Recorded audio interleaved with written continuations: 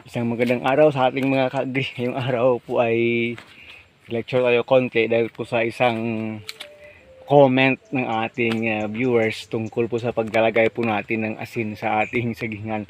Makakabuti nga ba talaga o makakasama sa saging yung asin? Kasi iba ayaw maniwala. Bigay ko lang yung aking side. Hindi naman tayo namimilit dito kung susundin ba ninyo o hindi.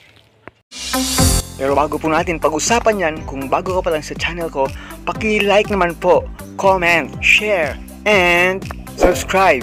At huwag kalimutang i-hit ang ating button bell para ma-notify po kayo sa ating mga bagong upload. So, ayun mga ka-agri, once again, magandang araw po sa ating lahat.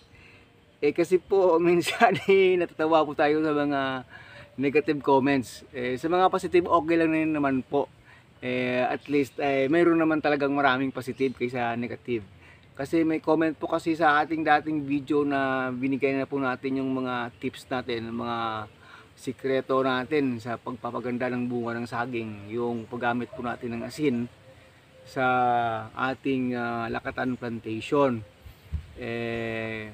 May mga positive at saka negative comments. So ngayon po, bigyan natin ng pansin yan, ng content yan, para naman po makatulong. Itong akin lang po kasi, hindi naman tayo nagmamagaling, hindi naman kasi tayo ganoon. Yung sa atin po is based on our experience lang naman po. Ano nga ba yung magiging effect ng paglalagay ng asin? Anong kasi asin to? Ito po, pwede po itong table salt po natin. Pwede po siya. Pwede rin nga yung asin na ginagamit po sa mga nyog, na nagiging fertilization po sa nyog. Ano bang negative effect? Yung unang nakita kasi natin doon magiging acidic daw yung lupa. Pwede po yun. Pwede naman po talaga na magiging acidic yung lupa.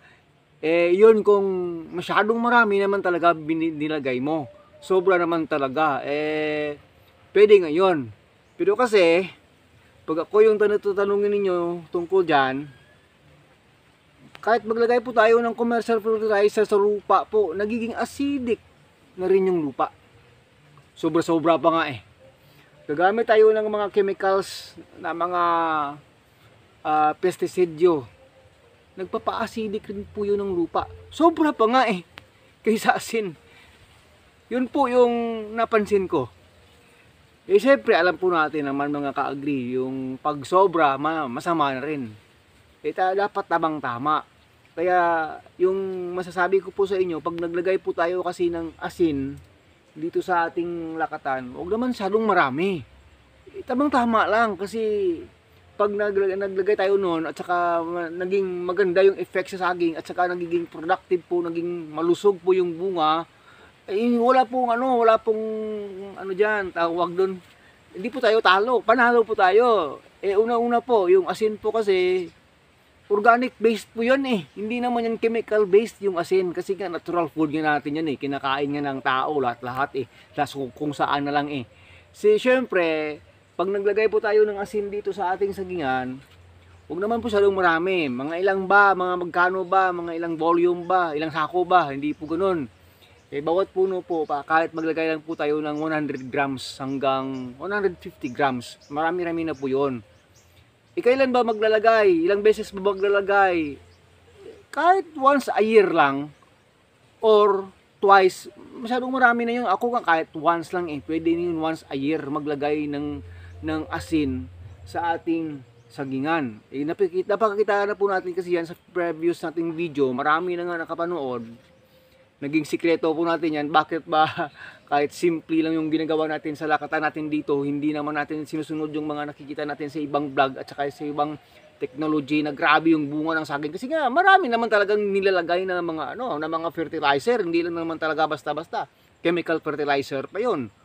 O sa atin, gumagamit po tayo ng natural resources natin na hindi po makakasama sa katawan, hindi po makakasama sa kalikasan, hindi po makakasama sa mga hayop, especially sa tao. Kaya nga naghahanap tayo ng alternative ways paano ba mapaganda yung ating saging. Ini-eksperimento rin natin yon. Yun po, try nyo rin. Hindi po natin ito ginagawang vlog na ito para po mapasama yung agrikultura, kundi mapabuti yung agrikultura. Yun ang muna yung masasabi ko tungkol dyan kung anong dami. Kung ilang beses. 100 grams is enough. Oh. Yun sabi, nagpapa-acidic. Talagang magpapa-acidic po pag masyadong marami. At maglagay po tayo hanggang 4 hanggang 5 beses isang taon sa bawat puno ng saging natin. Talagang pwedeng maging acidic kasi nga maalat yun eh. Kasi nga acid na yun eh. Pero ito yung positive way na yan, yung part niyan. Hindi nyo ba alam mga ka-agri na noong unang panahon pa, ginagamit na ng mga magsasaka noon yung asin sa ating taniman. Lalong-lalo na po na rin saging. Kasi po yung asin po, napakabisa po siyang pamuksa sa mga sakit sa saging. Kahit nga yung mga tinatawag nating wilt dati, ginagamit yung asin, na-try ang asin sa pagpuksa ng wilt. Kasi fungus po yun. Kasi po yung asin po natin ay may natural antifungal properties po yung asin. Kaya nga, nilalagay natin sa pag-preserve ng mga isda, mga karne, hindi po basta-basta mabubulok kasi po hindi papasukin ng fungus. Hindi papasukin ng bakterya pag mayroong asin. So yun ginagamit natin para pamuksa na rin. Pwede na rin yan, magagamit talaga. Yung isang positive pa po na experience po natin sa paggamit ng asin sa ating sagingan po, na-prevent niya pong pumasok yung nematodes. Iwan ko lang kung naintindihan ninyo o alam ninyo yung nematodes na yan. Parang maliliit yan na mga worms. Yan, grabe yan. Grabe yung effect ng nematodes sa mga saging. Magkakasakit yung saging.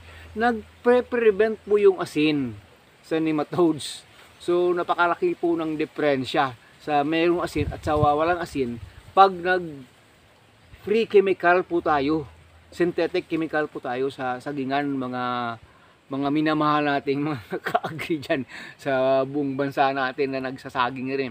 Yan po, sinishare ko na po sa inyo yan, nasa sa inyo na rin yan, try nyo na rin. Pagpapalaki ng bunga, nagpapalaki po talaga ng bunga yung asin. Ilang beses nating na-prove yan mga ka-agri. Siyempre, gumamit na rin tayo minsan ng potassium. Hindi lang, mayroon naman potassium na synthetic, mayroon naman organic base, mayroon po yan. Yung potassium, makukuha natin yan sa, kahit gagawa lang tayo ng fermented fruit juice po, may potassium po dyan, meron na po. O, yan ha.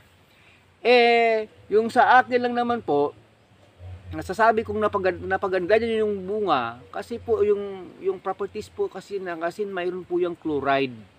Yung chloride po kasi, pwede siyang magpa-expand ng magiging bunga ng ating saging. Hindi lang po sa saging, kahit anong fruit-bearing trees po pwede. Basta hindi sobra. Basta tama ang paggamit. Basta hindi po nilalagay dyan para mamamatay yung iyong tanim. Tamang-tama lang po. Mag-study po tayo. Sa saging kasi yan, naging experience ko, 100 grams to 150. Baka sa ibang kahoy, sa ibang fruit-bearing trees, konti lang, ganito lang, ganyan lang. I-try nyo po, experience nyo po, itawag doon, mag-trial and error po tayo. Kasi hindi naman po kasi lahat-lahat na talaga nandyan na po sa libro, nandyan na sa Google, hindi po lahat-lahat pa. Wala pa, hindi pa lahat-lahat makikita dyan. Nakikita lang natin yung mga magiging negative or positive effect nyan. Pero hindi pa po lahat-lahat kasi na-try. Siguro yung iba na-try, hindi lang nalagay sa libro, hindi lang nalagay sa Google, ganoon, hindi lang na-share. Yung iba kasi tinatago-tago yung technology. Sa atin po, bukas po tayo na magbigay po ng karunungan. Share natin. Sayang naman po, baka kukunin na ni Lord. Hindi ko man lang na-share sa inyo, hindi ko man lang nasabi sa inyo, sayang. At least, baka matry na rin ninyo. Baka mas gumanda pa yung inyong mga tanim kaysa akin. Yun po yung nakikita natin pwedeng kunan talaga ng pag-aaral tungkol sa paggamit po ng asin sa sagingan. Naging sikreto po natin yan noon, pero ngayon hindi na po secret yan kasi sinabi na po natin, tested and proven po natin, nagpapaganda po kung hindi manamis-namis yung bunga ng iyong saging, lagyan nyo konting asin. Kung wala man lang ka-savor yung inyong bunga ng lakatan, hindi po kaya dito sa amin kasi yung lupa dito ay line of lime po itong bayan namin kasi. Lahat ng mga bearing fruits dito talagang matamis po. Try nyo maglagay ng molasses. O, ayan ha. Molasses matamis eh. Ever since po, yan, molasses. Pag gusto mong tumamis, maganda yung lasa ng mga bunga ng ating tanim, mag-drench po tayo ng mga fermented na may molasses.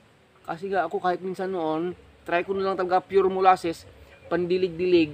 Talagang tatamis po kasi ano na yan meron siyang sugar na talaga yan Meron siyang sugar, pwedeng masipsip, makuha ng ating tanim, may ilagay sa bunga ng tanim natin. Kaya manamis-namis yung lasa.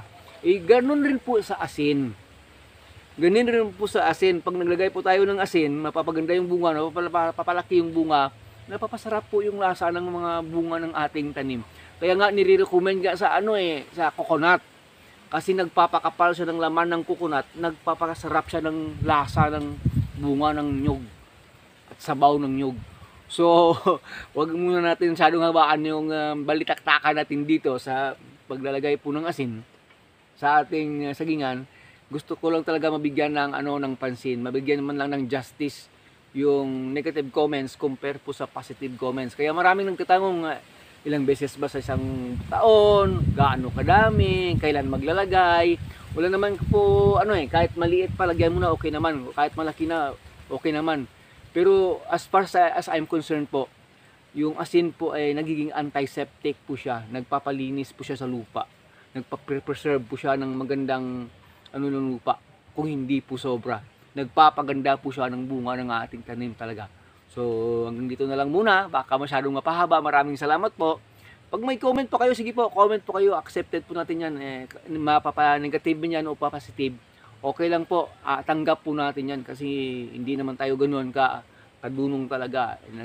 Nakikinig na rin tayo sa iba, naghanap na rin tayo ng technology ng iba, tinatry na rin natin dito, tawag doon, kino-compose na lang, kino-combine na lang para po ma-attain natin, ma-achieve natin, maabot po natin yung goal natin na mapaganda yung produkto ng ating pagtatanim. Hanggang sa muli, Agritechnics TV po. Bye-bye na. Maraming salamat. God bless us all. Hanggang sa muli.